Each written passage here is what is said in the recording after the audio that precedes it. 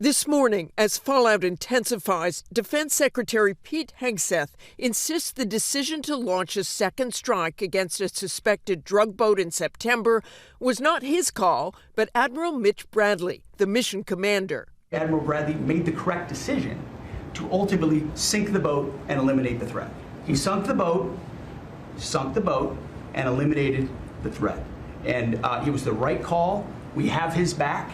The Washington Post story said that Bradley launched the second strike on survivors clinging to a boat because of Hegseth's initial order to kill everyone. But the day after the strike, Hegseth said he had watched the mission in real time. I watched it live. We knew exactly who was in that boat. But now, Hegseth says he left the room before the second strike and didn't learn of it for hours later. It is illegal under international law to kill enemy combatants who no longer pose a threat. And President Trump said days ago he wouldn't have had a second strike. We'll look into it. But no, I wouldn't have wanted that, not a second strike. The first strike was very lethal. It was fine, and if there were two people around, but Pete said that didn't happen. Does that make you? I have great confidence in it. Seated next to the president at the cabinet meeting, Hegseth said, I did not personally see survivors, but I stand, because the thing was on fire. It was exploded in fire or smoke. You can't see anything. You got digital.